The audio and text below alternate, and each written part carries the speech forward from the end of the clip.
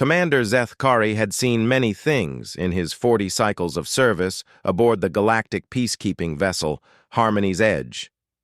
He had witnessed the crystalline cities of the Veltar crumble under their own weight during the Great Collapse.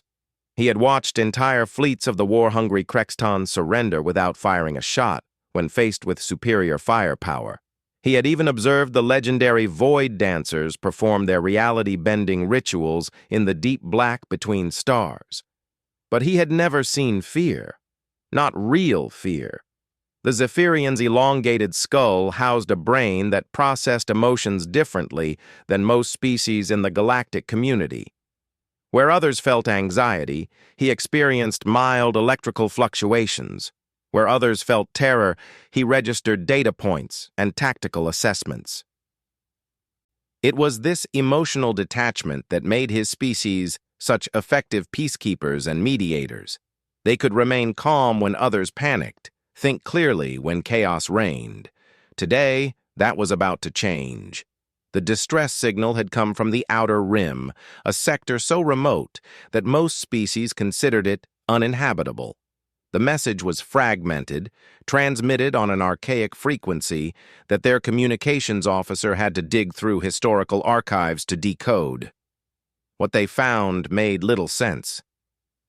Unknown vessels approaching, requesting immediate assistance. We are not equipped for this. They're not responding to any communication attempts.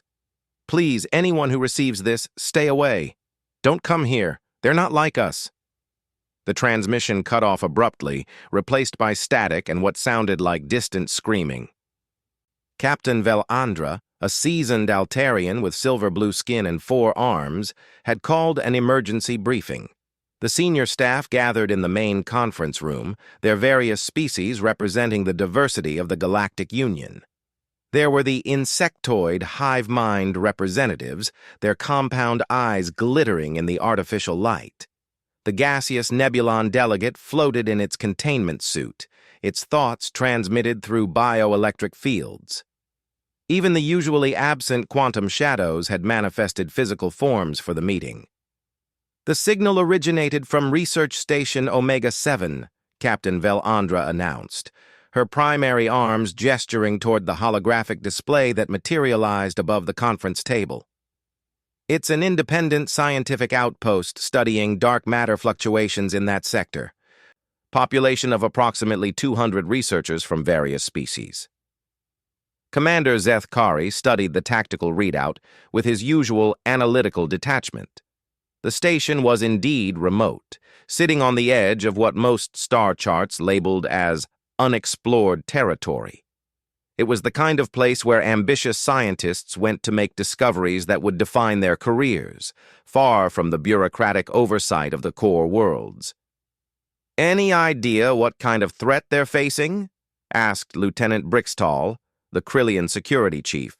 His rocky, mineral-based physiology made him naturally suited for combat situations, and his species had evolved from predators who hunted in the harsh canyons of their homeworld. "Negative," the captain replied. "Long-range sensors show no immediate threats in the area. No hostile fleets, no gravitational anomalies, no energy signatures that would indicate weapons fire." The hive mind representative, speaking through the collective consciousness of its constituent drones, buzzed softly before transmitting its thoughts.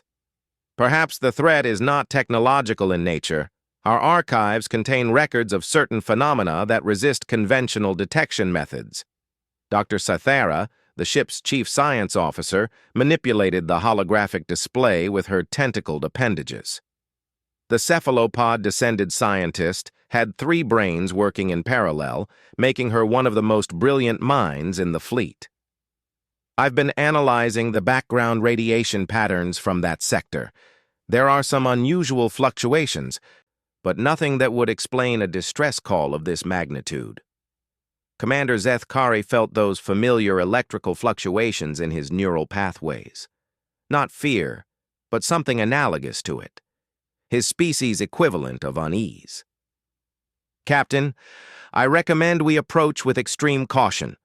Perhaps we should request additional ships from the fleet."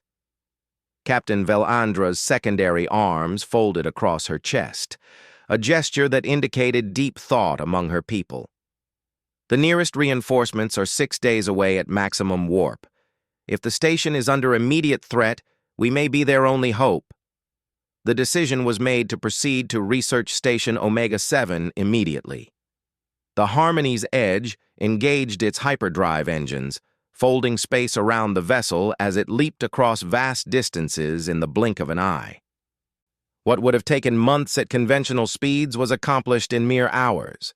As they dropped out of hyperspace at the edge of the system, the ship's sensors immediately began collecting data.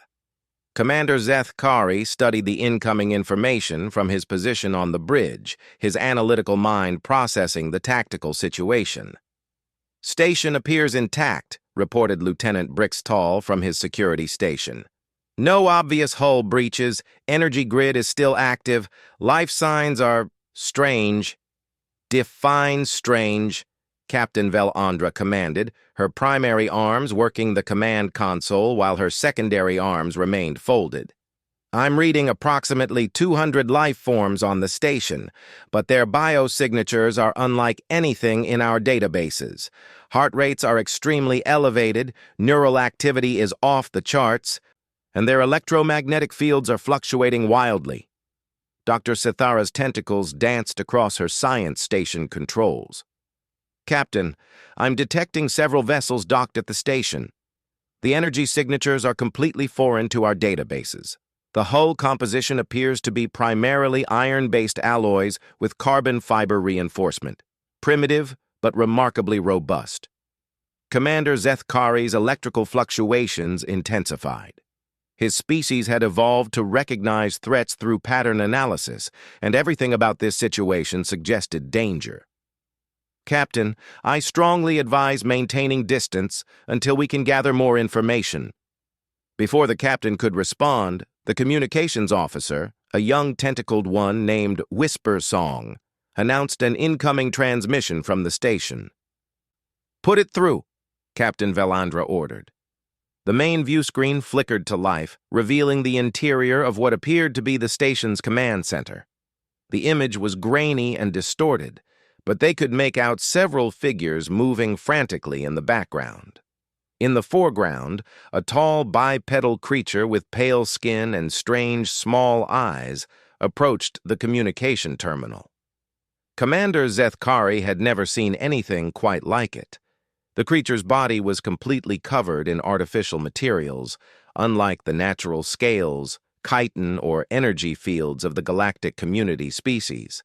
Its limbs moved in an oddly fluid manner, and there was something unsettling about the way its small eyes tracked movement in its peripheral vision. "This is Dr. Sarah Chen, Acting Commander of Research Station Omega-7, the creature said in clear galactic standard, though with an unusual accent. "We are grateful for your response to our distress call, but I must warn you about approaching.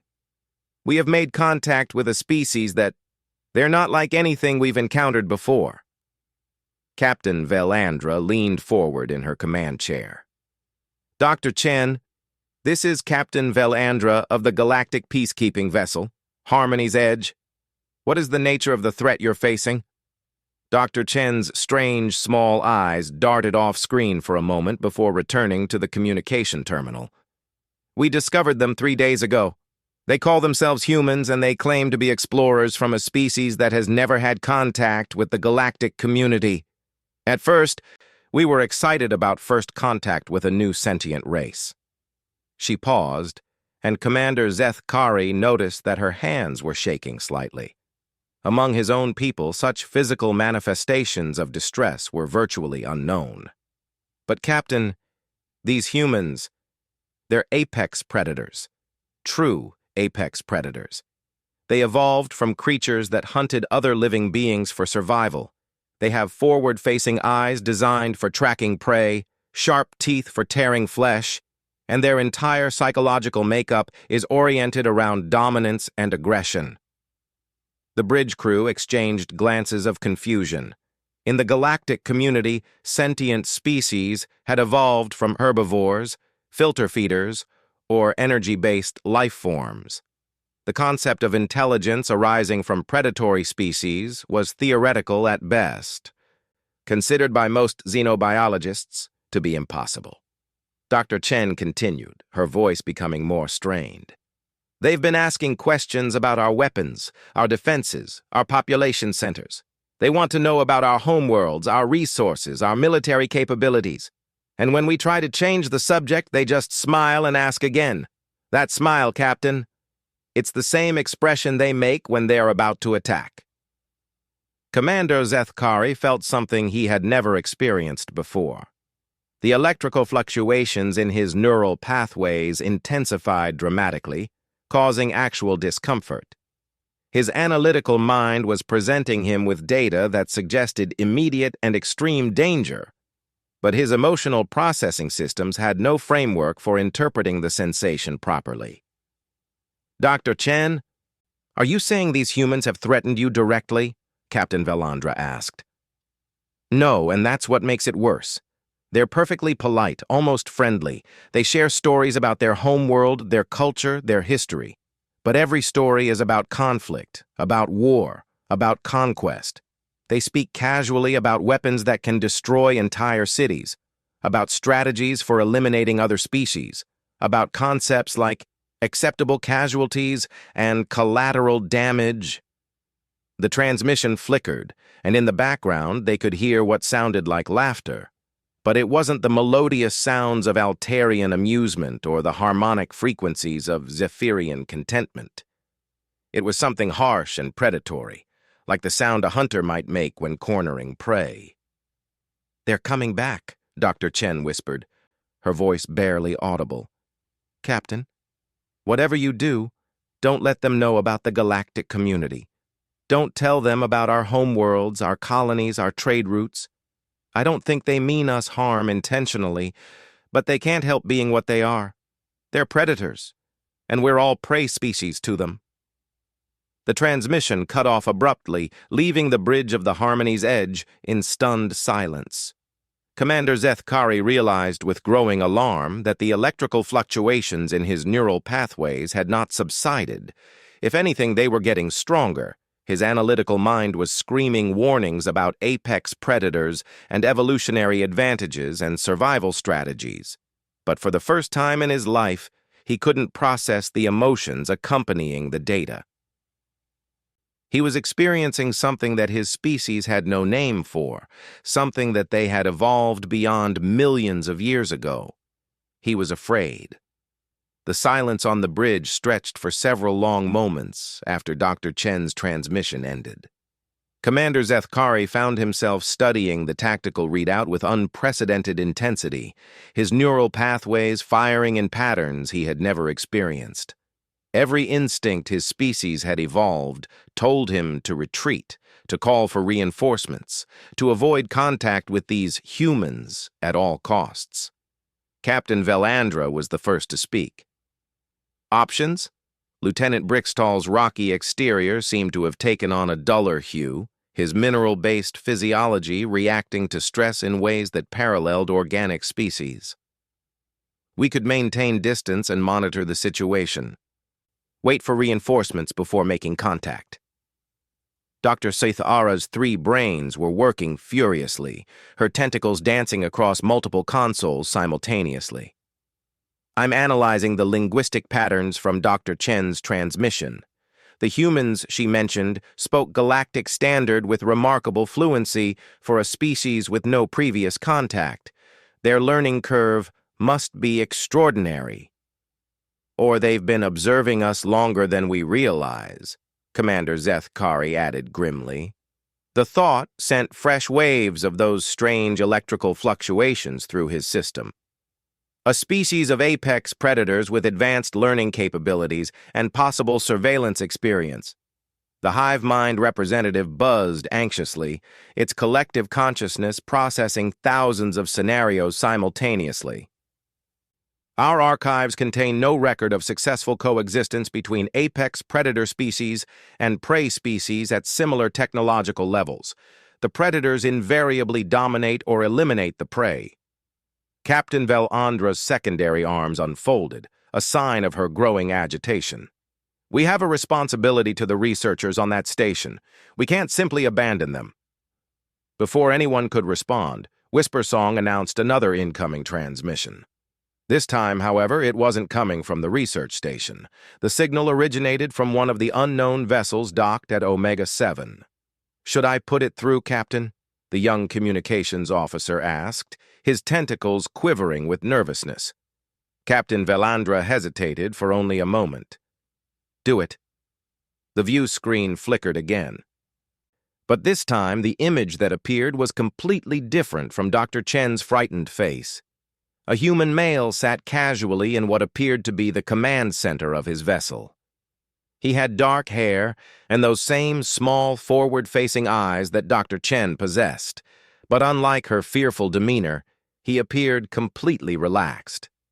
When he smiled, Commander Zeth Kari could see the sharp teeth Dr. Chen had mentioned. "Greetings," the human said, his voice carrying an odd warmth that somehow made the commander's electrical fluctuations intensify rather than diminish. "I'm Captain Marcus Webb of the Earth vessel Endeavor.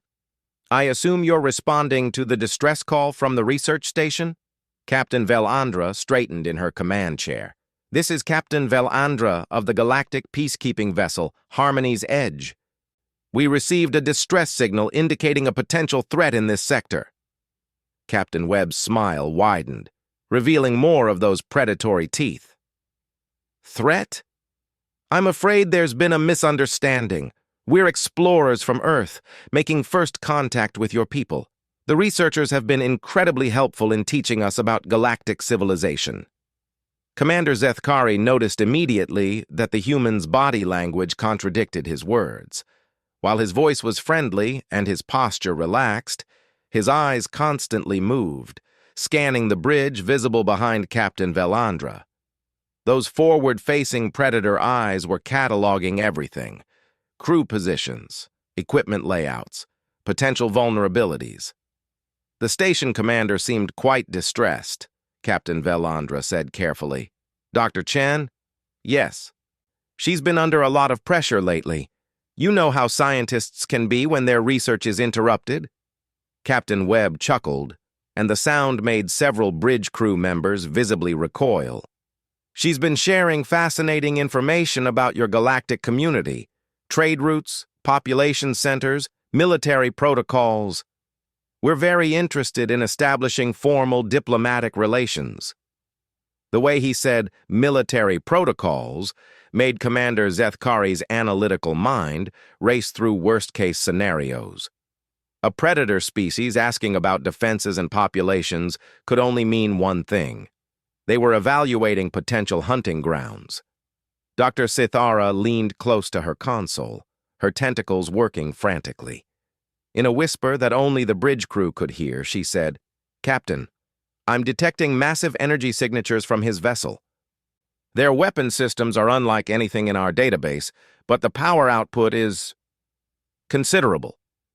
Captain Webb seemed to notice the quiet conversation. "I hope you don't mind our security precautions. We've learned to be cautious when meeting new species. You understand, I'm sure." "Of course," Captain Velandra replied diplomatically. "Perhaps we could arrange a formal meeting to discuss—" "Actually," Captain Webb interrupted, his smile never wavering, "we'd love to visit your ship. We're curious about galactic peacekeeping protocols. How do you handle conflicts between species? What kind of weapons do you carry? How large is your crew?" The questions came rapidly, and Commander Zeth Kari realized they weren't casual inquiries. They were tactical assessments disguised as friendly conversation. His species' analytical nature allowed him to recognize the pattern: a predator gathering information about potential prey before making its move. "Perhaps it would be more appropriate to meet on neutral ground," Captain Velandra suggested. "The research station—" "Oh, I'm afraid that won't be possible," Captain Webb said, his tone remaining friendly even as his words became more ominous. "You see, we've learned so much from the researchers already. They've been incredibly cooperative, but we're really more interested in speaking with representatives of the galactic peacekeeping forces. Professional to professional, you might say." Commander Zethkari felt those electrical fluctuations reach a crescendo as he realized what was happening. The humans weren't just predators. They were intelligent predators who understood exactly how to manipulate their prey. They had isolated the research station, extracted information about galactic civilization, and now they were moving up the food chain to military targets. "Captain," he said quietly to Velandra, "I strongly recommend we withdraw immediately and request a full fleet response." But Captain Webb's enhanced hearing apparently caught the whispered conversation. "Commander Zethkari, is it? Zephyrian, based on your bone structure and bioelectric signature? We've learned quite a bit about your species from the research databases. Fascinating how you process emotions differently than most species. I'd love to see how you handle stress." The fact that the human knew his name and species sent a chill through the commander's system that he didn't know was possible. These predators had been studying them, learning about them, preparing for exactly this kind of encounter. Dr. Cythera's tentacles were now moving with desperate urgency across her controls. "Captain, I'm reading multiple vessels moving to flank our position. They were cloaked, but they're powering up what appear to be weapon systems." Captain Webb's smile finally faded, replaced by an expression that was somehow even more terrifying. It was the look of a predator that no longer needed to pretend to be anything else. "I'm sorry you had to find out this way. We really were hoping for a more gradual introduction to galactic civilization. But you've forced our hand." "What do you want?" Captain Velandra demanded, her diplomatic training struggling to cope with a situation unlike anything in the galactic community's experience. "Want?" Captain Webb seemed genuinely puzzled by the question. "We don't want anything from you specifically, but you represent something much larger, a galaxy full of prey species that have never faced a real predator. Civilizations built on cooperation and diplomacy because you've never had to deal with conquest and survival of the fittest." He leaned forward in his chair, and his small eyes seemed to gleam with an inner light that spoke of millions of years of evolutionary programming. "We're going to take our time learning about your people, your worlds, your defenses, and then we're going to do what predators do best. We're going to hunt." The transmission cut off, leaving the bridge in stunned silence once again. But this time, the quiet was broken by alarm klaxons as the ship's sensors detected the multiple human vessels emerging from cloaking fields around them. Commander Zethkari looked at the tactical display showing their ship surrounded by unknown vessels with superior firepower, and he finally understood what he was experiencing. His species had evolved beyond fear because they had never needed it. They lived in a galaxy where cooperation and mutual benefit were the norm, where conflicts were resolved through negotiation and compromise. But now they faced something their evolution had never prepared them for, a species that saw them not as potential allies or trading partners, but as prey. For the first time in millions of years of Zephyrian evolution, Commander Zethkari felt the primal terror that had once kept his ancestors alive in a hostile universe. He was afraid, and he was beginning to understand that fear might be the only rational response to humanity. The humans hadn't just brought advanced technology and superior weapons to the galactic community. They had brought something far more dangerous, the concept of predation as a survival strategy. And every species in the galaxy was about to learn what it meant to be hunted. The Harmony's edge shuddered as the human vessels established what Captain Webb had called a defensive perimeter around them. Commander Zethkari watched the tactical display with fascination and growing dread. The human ships moved with a precision that spoke of countless hours of combat training, positioning themselves to eliminate any possibility of escape while maintaining optimal firing solutions. "Captain," Lieutenant Brixtall reported, his rocky voice carrying an unusual tremor, "they're not targeting our weapons or engines. They're positioning to disable our communication array and life support systems." Dr. Cythera's three brains processed the implications simultaneously. "They want us alive," she whispered, her tentacles falling still for the first time since the crisis began. "They're not trying to destroy us. They're trying to capture us." The realization sent a wave of that strange new sensation through Commander Zethkari's neural pathways. His analytical mind immediately understood why a predator species would want live captives rather than corpses. Information extraction, interrogation, study. The humans weren't just planning to hunt the galactic community. They were planning to learn everything about their prey first. Captain Valandra's 4 arms worked frantically at her command console. "Whisper Song, emergency transmission to Galactic Command, Priority Alpha, tell them—" "I'm sorry, Captain," the young communications officer interrupted, his tentacles drooping with defeat. "They're jamming all frequencies. I can't get a signal through." Before anyone could respond, the view screen activated again. This time, Captain Webb was no longer alone. Dr. Chen stood beside him, but her appearance had changed dramatically. The fear that had dominated her features earlier was gone, replaced by something that looked almost like contentment. She was smiling. "Hello again, Captain Valandra," Dr. Chen said cheerfully. "I wanted to apologize for my earlier behavior. I was suffering from what Captain Webb calls first contact syndrome. It's perfectly natural for prey species to feel threatened when meeting apex predators for the first time." Commander Zethkari's electrical fluctuations reached new levels of intensity. Dr. Chen's entire demeanor had changed. Her body language, her speech patterns, even her facial expressions were different. It was as if she had been reprogrammed. "Dr. Chen," Captain Valandra said carefully, "are you speaking freely?" "Of course I am," Dr. Chen replied, her smile widening. "Captain Webb and his crew have been incredibly patient with us. They've helped us understand our place in the natural order. Prey species like us aren't meant to be equals with predators. We're meant to be protected, guided, controlled. It's so much simpler this way." Captain Webb placed what appeared to be a gentle hand on Dr. Chen's shoulder, but Commander Zethkari noticed the way she immediately stopped talking when he made contact. "Dr. Chen has been very helpful in explaining galactic civilization to us. She's provided detailed information about trade routes, military capabilities, and population centers throughout the galaxy." The commander's analytical mind processed the horror of what was being described. The humans hadn't just captured the research station. They had somehow convinced the researchers to cooperate willingly. They had turned the station personnel into collaborators. "How?" Captain Valandra whispered. Captain Webb's predatory smile returned. "It's surprisingly simple once you understand the psychology involved.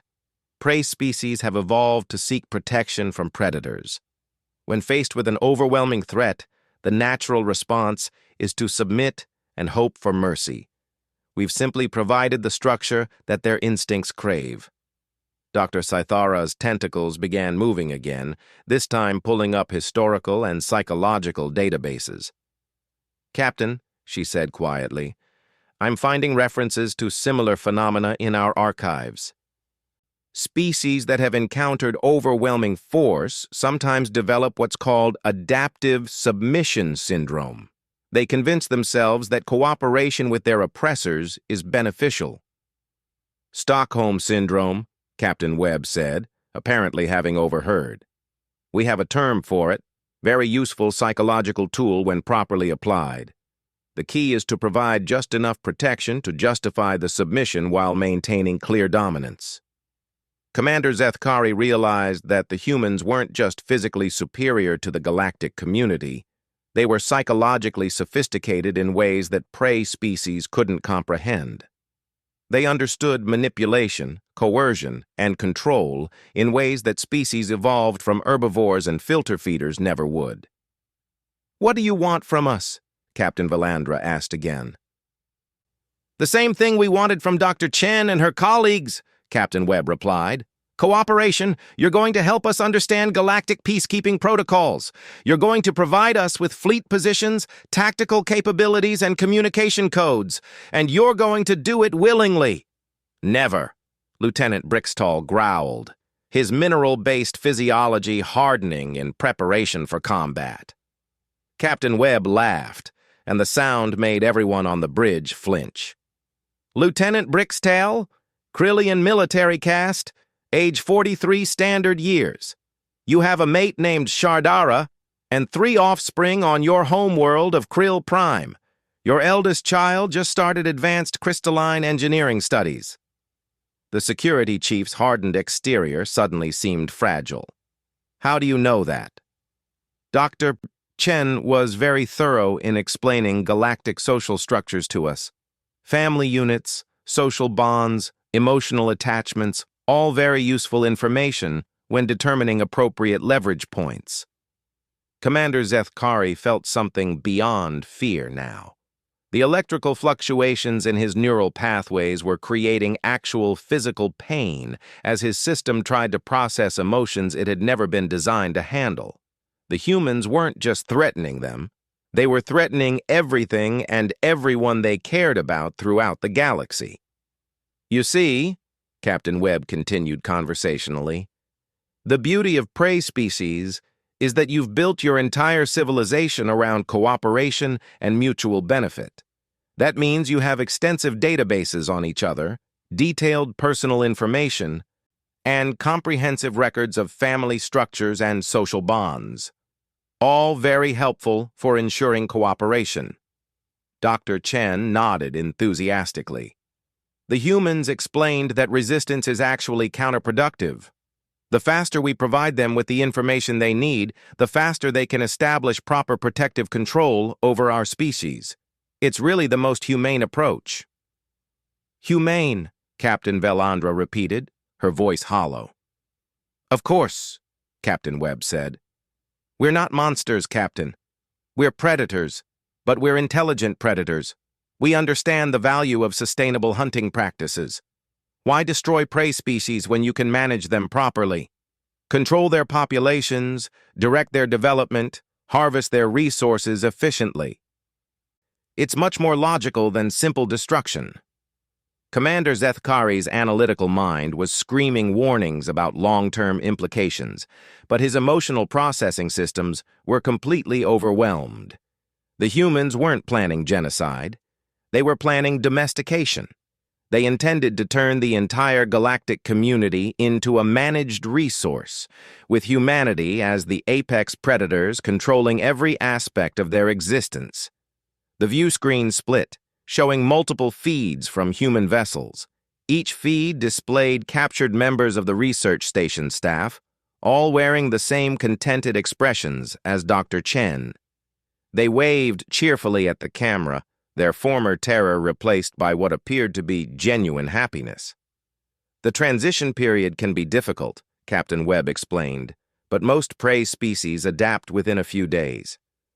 The psychological relief of no longer having to make decisions or worry about survival is quite significant. We provide food, shelter, protection, and purpose. All we ask in return is obedience. This is madness, Dr. Sithara whispered. This is evolution, Captain Webb corrected. For millions of years, your species have developed in isolation from true predators. You've created artificial environments where cooperation is rewarded and aggression is discouraged. But that's not the natural order. In nature, predators control the ecosystem. They decide which prey species survive, which populations grow, which territories are developed. He gestured to someone off-screen, and the tactical display on the Harmony's edge lit up with new contacts. Dozens of human vessels were approaching from hyperspace, their energy signatures dwarfing anything in the galactic peacekeeping fleet. We've been preparing for this day for quite some time, Captain Webb continued. Ever since we detected galactic civilization, we've been studying you, learning about you, developing appropriate strategies for integration. Today is just the beginning. Commander Zethkari watched the tactical display fill with human ships and felt something he had never imagined possible. Beyond the fear, beyond the terror, beyond the overwhelming sense of helplessness, he felt a strange sort of clarity. His species had evolved to be analytical, to process information objectively, to find patterns and solutions even in the most complex situations. And he was beginning to see a pattern. "Captain Webb," he said, his voice surprisingly steady despite the electrical storm in his neural pathways. "You've made one critical error in your analysis." The human's predatory smile faltered slightly. "Oh?